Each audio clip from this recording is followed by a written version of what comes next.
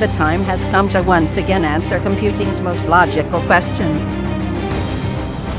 Which cores work more? This is Iron Chip AMD.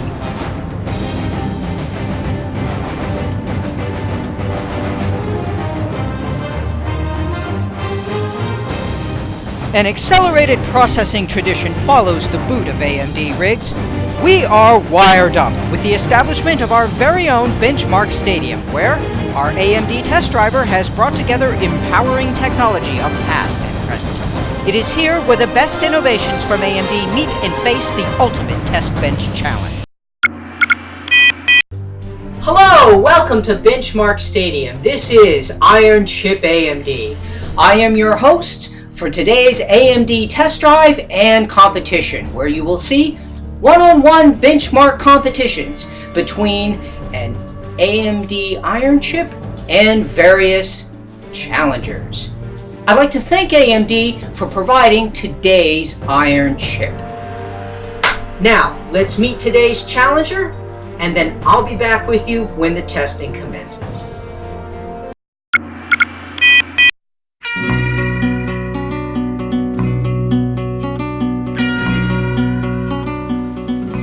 In mere moments, one challenger will be measured against our Iron Chip, which waits to identify our secret benchmark and output calculational work here at Benchmark Stadium.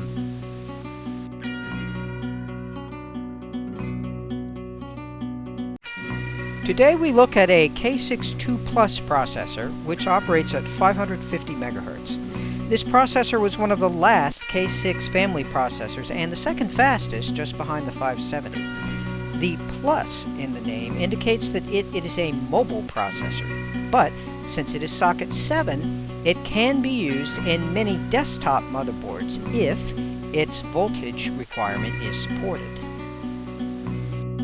Now K62 Plus 550 has come to Benchmark Stadium to battle one of the test driver's Iron Chips, A106800K Richland.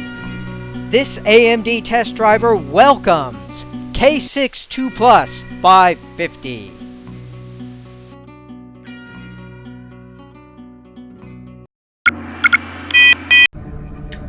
K62 Plus.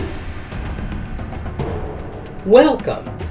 You are a cool-running mobile member of the K6 family. Will you ice the competition today? Or will you give up the ghostly blue smoke of failure? Iron Chip A10. Today, the A series competes against the K series. Are you up to A level?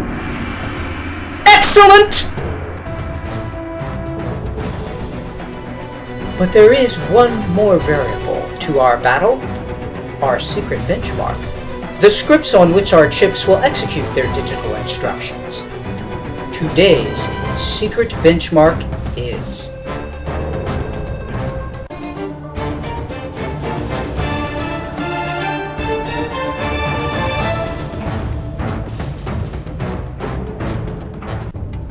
Whetstone and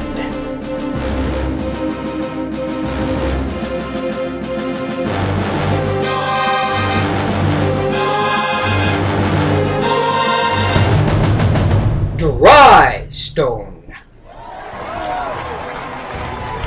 So now, AMD fans, with power to the execution cores and valid and clean bits in the data cache lines, I say unto you, in the words of Jerry Sanders, I can die, but I can't fail! Battle Whetstone and Drystone is on here at Benchmark Stadium. You see here the Challenger chip, AMD K62 Plus, being inserted into the motherboard. Let's talk about K6. Of course, it was the follow-on to the K5, which was the first in-house designed x86 CPU at AMD. However, there were some problems manufacturing K5 economically, and so for K6 it was decided to use a completely different design. Here you see the video card being inserted in there, and if my eyes don't deceive me, that is a Radeon 7000, one of the early Radeons. It's certainly appropriate for this system build. Anyway, the new design was based upon the next-gen NX686 that was under development at the time that AMD acquired Next Gen Corporation. So to this design, AMD engineers made several improvements. The L1 instruction and data caches were increased to 32 kilobytes each. A new floating point unit was added. Support for the MMX instruction set was added, and it was made compatible with Socket 7. The resulting AMD K6 processor performs better than K5 at the same clock speed in both integer and floating point calculations. At the end of 1997, AMD launched an evolutionary update to the K6 processor named K6-2. Like previous K-series processors, K6-2 decodes x86 instructions and internally translates them into RISC-like microinstructions. K6-2 issues up to 6 instructions per clock cycle to its 10 independently operating execution units.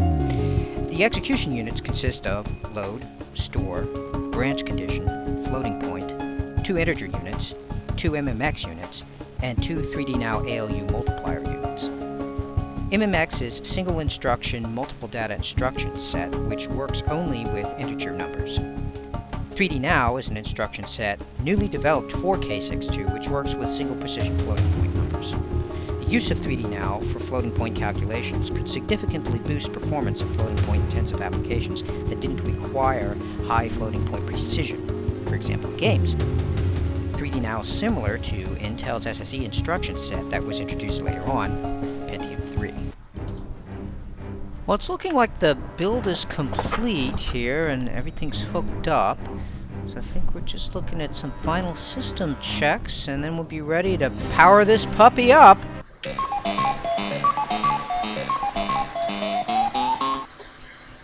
The Socket 7 motherboard platform was well established, but as Intel moved their desktop processors to slot 1 motherboards, it fell to AMD, Cyrix, IBM, and several other x86 CPU companies to drive the Socket 7 ecosystem. AMD responded by making many K6-2 processors support 100 MHz bus speed. Now in practice, a bus speed increase from 66 to 100 MHz for the same CPU frequency results in about a 10% performance boost. And motherboard manufacturers stepped up to produce the Super Socket 7 platform, which runs at 100 MHz bus and has support for more modern chipsets that support things like SD-RAM and AGP video. Today's challenger is a K6-2 Plus, seen at top left here. And it was one of 4 similar product lines launched in 2000 that comprised the last K6-based family of processors. To its right is the embedded version of the K6-2 Plus, as AMD was entering the embedded market for the first time. And the 2 chips below are the K6-3 Plus Mobile on the left and K6-3 Plus Embedded on the right. Difference between the 2s and the 3s? Additional L2 cache for the K6-3s. All of these chips use the same Super Socket 7 platform as the desktop parts. As a mobile part, the K6-2 Plus uses a lower voltage, which translates to power savings. Maximum power dissipation for this part is 18 watts, as opposed to 25 watts for desktop K6-2 by 50 MHz CPU. AMD added one more technology to save power, its new Power Now mode. Power Now allows the core frequency and core voltage to be dynamically changed depending on processor load. Nearly all modern processors employ similar technology, but this was the first AMD implementation, and it results in power dissipation of only 4 watts during stop clock state. The second major change that was made from K6-2 to K6-2 Plus is AMD done shrunk the circuits! By moving to the 180 nanometer process node technology from the previous 250 nanometer process. Rather than decrease the die area, AMD chose to use the extra space for more transistors, going from over 9 million in K6-2 to over 21 million in K6-2 Plus. And most of those extra transistors are used for 128 kilobytes of L2 cache right on the die at full speed. The main competition for K62 Plus were Intel Mobile Pentium 3 and Mobile Celeron processors. In general, K62 Plus performs slightly better than Mobile Pentium 3 clocked at the same frequency in integer-heavy calculations, but is outperformed in floating-point calculations. K62 Plus was priced competitively to Intel's Mobile Celeron offerings in the $70 to $100 range. Notebook design costs were modest due to the fact that the Super Socket 7 mobile platform was well established, so no new development costs were borne, and inclusion of on-die L2 cache meant that costly L2 cache chips on the motherboard could be eliminated. Note that the Intel processors were able to scale to higher frequencies and thus achieve higher overall performance during 2000.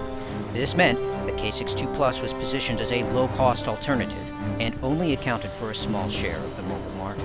We just saw HW info, and now we're looking at CPU-Z fire up. That's to verify that we have installed the correct CPU. Let us now turn our attention to the benchmarks. We have 2 of the early benchmarks to try today. You know, the chairman surprised me when he said we had 2 benchmarks to do. We've never had that here at Benchmark Stadium before. That sets up the possibility we could actually have a tie. I mean, you know, if one CPU wins one benchmark and the other wins the other benchmark, I guess we resolve the tie by going to extra innings. You know, we can't have a tie here because, as we all know, there is no crying on the bench top because it would get the circuits wet. Okay. Both whetstone and drystone are synthetic benchmarks, meaning that they use simple programs that are designed to statistically mimic the processor usage of some common set of programs.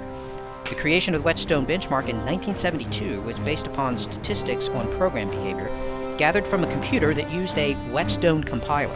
And by the way, the whetstone compiler was built in the town of Whetstone, England by the English Electric Company. This then is the ultimate origin of the name of the benchmark.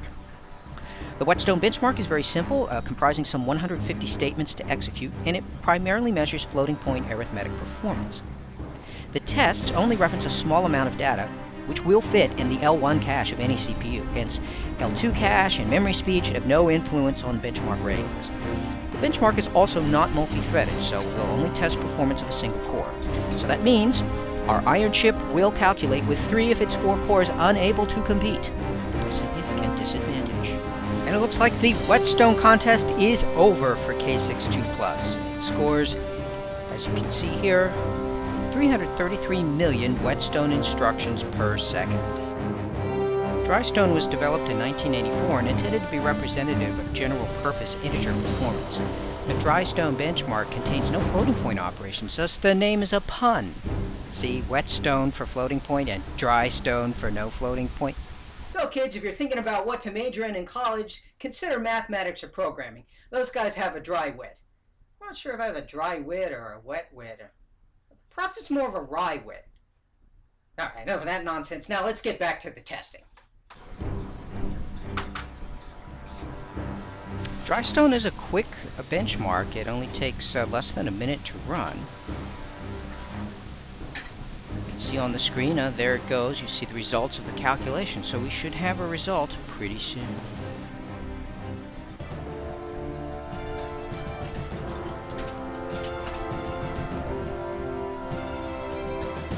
The drystone contest is over for K62 Plus. It scores 952 drystone million instructions per second. So the scoring is completed for our challenger. Now let's get ready to meet our iron chip. And now Iron Chip A10 is getting set up for a benchmark run. And you see here the Iron Chip. This is A10 6800K. And you're seeing down on the bench here the test drive system that was sent to Benchmark Stadium by AMD. And that consists of the A10 APU and that MSI motherboard, as well as a case and power supply from Fractal Design, and a Radeon memory, and also an SSD. So it's a very nice setup, very useful for showing off the capabilities of today's iron chip, which is A10 6800K. It is the top of the 3rd generation of A-series APU, nicknamed Richland. AMD's A-series is a subset of the family 15 64-bit processors that include earlier APUs such as Zambezi, Vishera, and Trinity, and the more recent Kaveri and Godavari.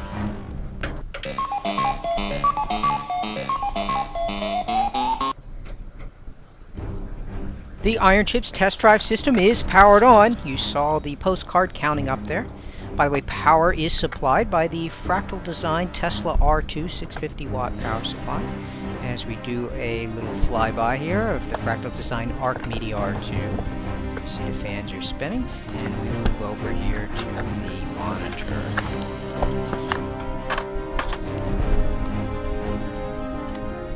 As we prepare for benchmarking, let's take a brief look at Piledriver, which is the CPU portion of this NP. Architecturally, Richland contains two Piledriver processor modules, integrated DDR3 2133 memory controller, and Radeon HD 8000 series graphics on die.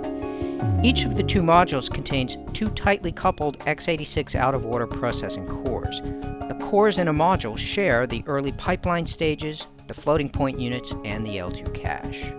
These four Piledriver processor cores operate at 4100 MHz max and up to 4400 MHz with turbo. However, for the purposes of battle whetstone and drystone, only one core will be used. Desktop Richland uses socket FM2 and FM2 Plus motherboards.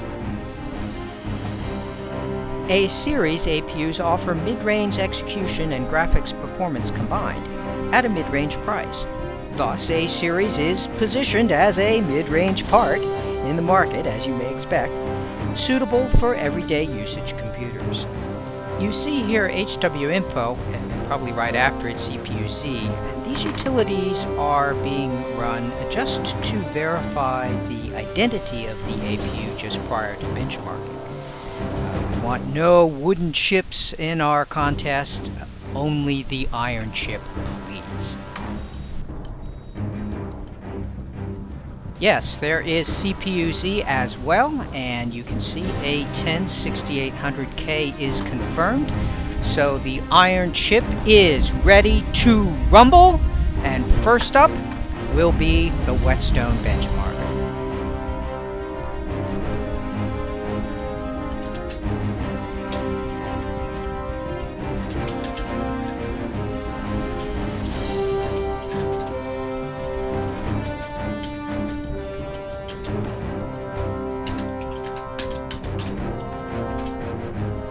And with the benchmarking officially underway, you see on screen the results of K62 Plus benchmark runs.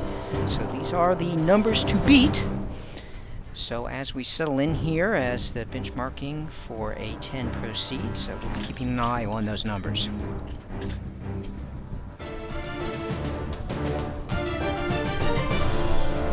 Oh, here we go. We're going to get a result, and the iron chip scores 2105 millions of whetstone instructions per second. And that is going to handily beat the K62 Plus Challenger, but we still have one more benchmark to go, and let's see how it goes.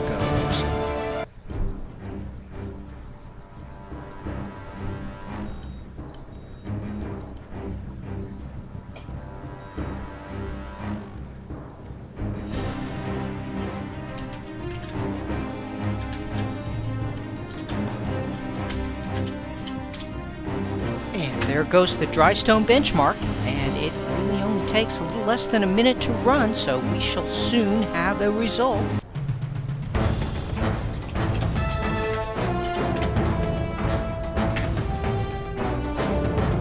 Exciting moment of truth. Has the iron chip done it? 10,111 drystone millions of instructions per second. That looks like a clean sweep. And so the benchmarking has come to an end, and the results have been tabulated. You can see them right up there on the screen. Now, it would seem pretty obvious to me which way the verdict is going to roll in this particular decision, but you never know what the chairman has in mind. Sometimes intangibles can come into play, perhaps like when a bit gets randomly flipped, or like, you know, personality. Yeah, I don't know. Well, we'll find out pretty soon. Let's get up to the chairman and await his verdict. Today, two champions met in battle: whetstone and drystone. K62 Plus 550. Iron Chip A10. The scores have been totaled, and the winner is Iron Chip A10.